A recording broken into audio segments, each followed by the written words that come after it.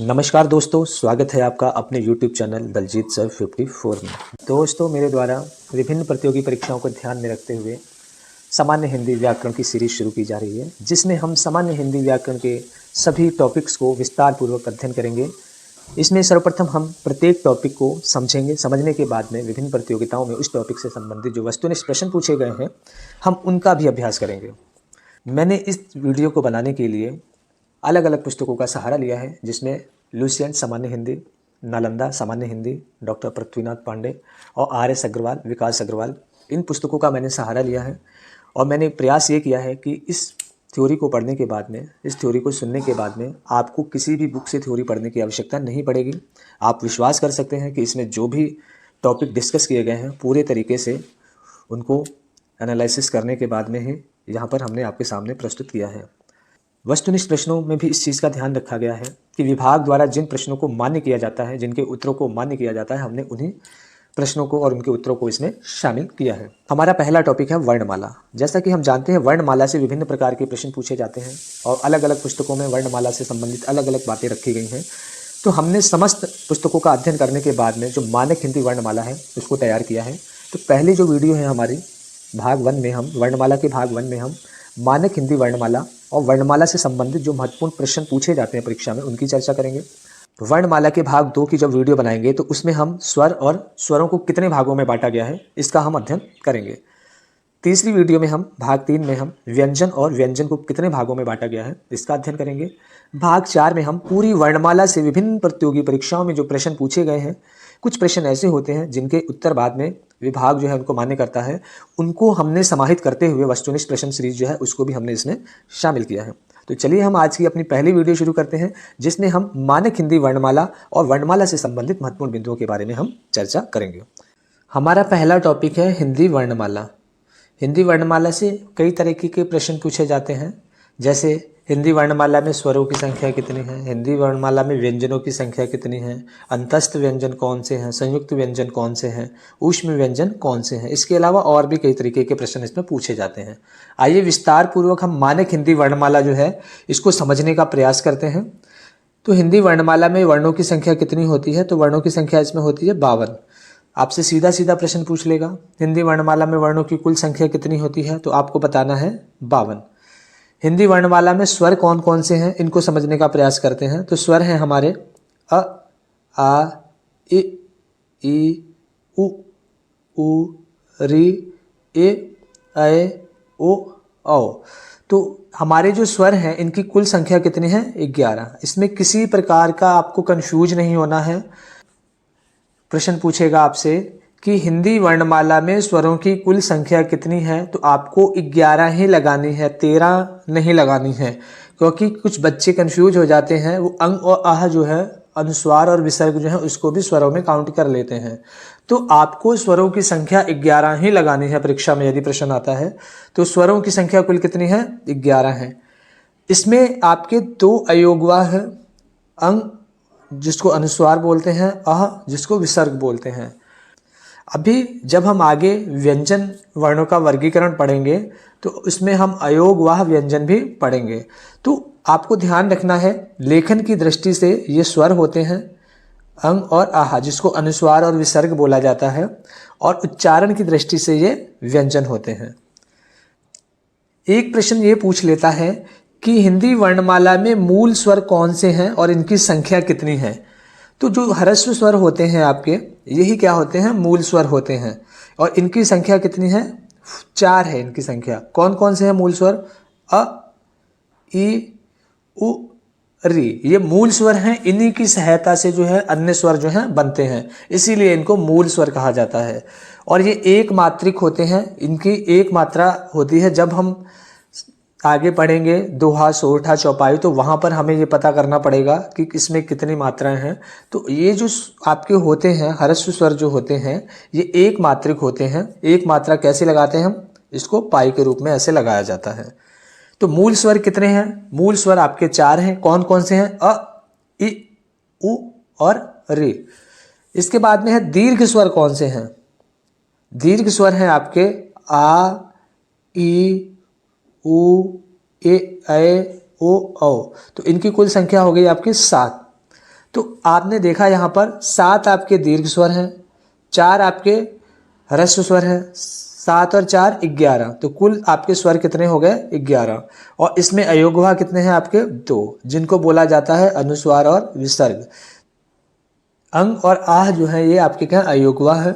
जैसे मैंने बताया आपको पहले भी कि इनको जो है लेखन की दृष्टि से स्वर माना जाता है और उच्चारण की दृष्टि से इनको व्यंजन माना जाता है।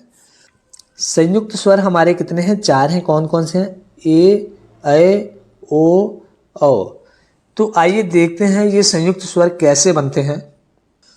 तो अगर हम यहाँ पर पहले संयुक्त स्वर की बात करें तो ये कैसे बनता है? ये बनता है अ में जब ई का मेल होता है तो क्या बन जाता है आपका? ए बन जाता है।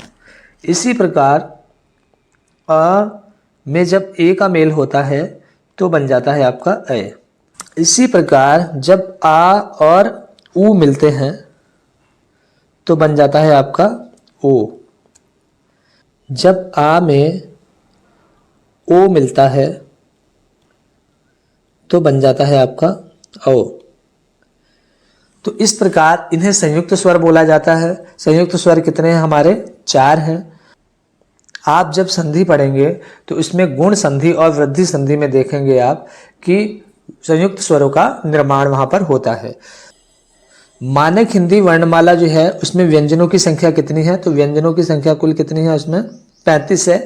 का से हा तक जो है 33 आपके व्यंजन है और 2 आपके क्या है? द्विगुण है। आइए इसमें सबसे पहले हम देखते हैं स्पर्श व्यंजन कौन से हैं। तो आप जब देखेंगे का वर्ग से लेकर के पा वर्ग तक जो आपके ये 25 जो व्यंजन है ये क्या कहलाते हैं? आपके स्पर्श व्यंजन कहलाते हैं। इन्हें स्पर्श व्यंजन क्यों कहते हैं? क्योंकि जब इन व्यंजनों का उच्चारण करते हैं तो हवा फेफड़ों से निकलने के बाद जो है मुंह के किसी न किसी स्थान विशेष से क्या करती है? स्पर्श करती हुई बाहर आती है। कभी वो कंठ से स्पर्श करती हुई बाहर आती है, कभी मूर्धा से, कभी तालु से, कभी दांत से और कभी होंठ से। इसीलिए इनको क्या बोला जाता है? स्पर्श व्यंजन बोला जाता है। तो आइए देखते हैं का वर्ग में कौन कौन से आपके व्यंजन हैं। तो क, ख, ग, घ और ण। इसी प्रकार दूसरा आपका वर्ग है चा वर्ग। चा वर्ग में कौन कौन से हैं? च, छ, ज, झ, य। फिर टा वर्ग है आपका ट, ठ, ड, ढ, ण। इनको कठोर व्यंजन भी बोला जाता है। यहां पर आपको ध्यान रखना है जो टा वर्ग है वो आपका क्या है? कठोर व्यंजन है। परीक्षा में सीधा सीधा प्रश्न पूछ लेगा निम्नलिखित में से किस वर्ग में कठोर व्यंजन है? का वर्ग में, चा वर्ग में, टा वर्ग में या ता वर्ग में? तो आपको बताना है टा वर्ग के जो आपके व्यंजन है उनको क्या बोला जाता है? कठोर व्यंजन बोला जाता है। अब देखते हैं ता वर्ग। त, थ, द, ध, न।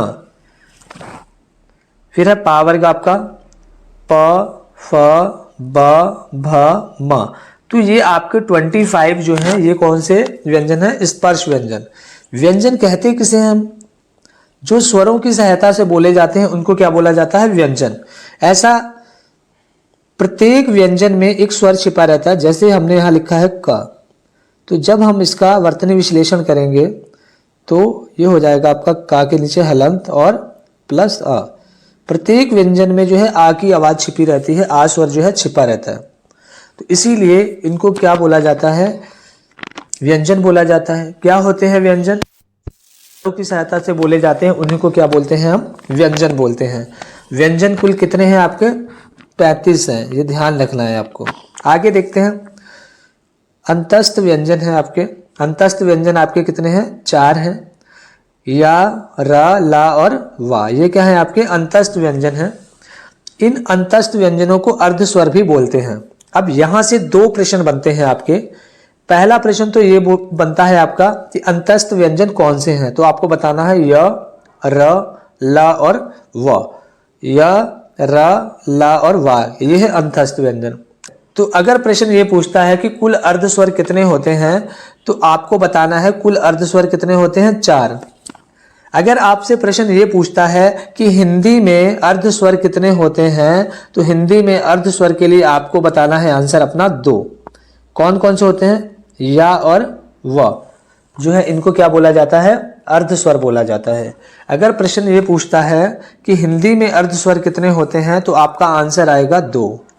अगर पूछता है प्रश्न कि कुल अर्ध स्वर कितने होते हैं तो आपका आंसर आएगा 4। कुल अर्ध स्वर कौन कौन से आपके, य, र, ल, व। इनको ना तो पूर्णता स्वर माना जाता है ना ही पूर्णता व्यंजन, यानी कि ये स्वर और व्यंजन के बीच की कड़ी है।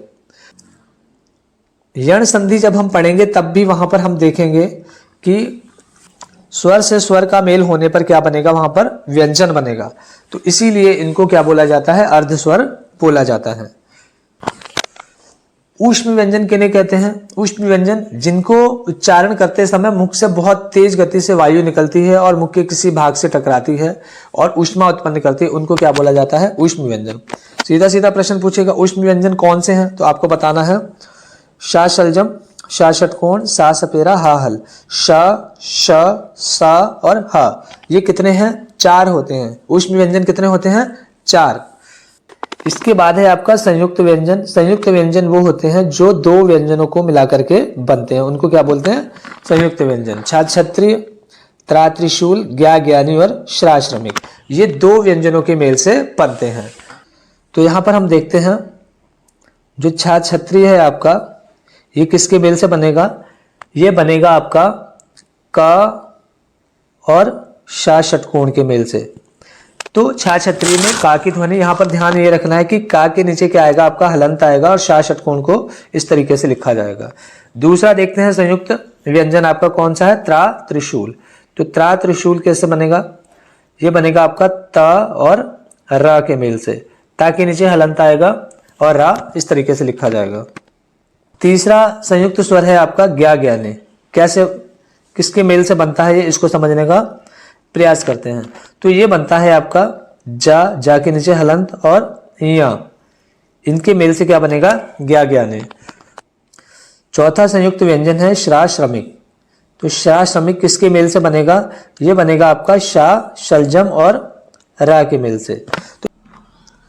तो हमने यहाँ पर देखा जो हमारी हिंदी वर्णमाला है इसमें वर्णों की कुल संख्या कितनी है, 52 है। इसमें स्वर कितने हैं, स्वर 11 है। इसमें अयोगवाह कितने हैं, 2।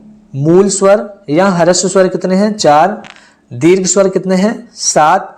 संयुक्त स्वर कितने हैं, 4।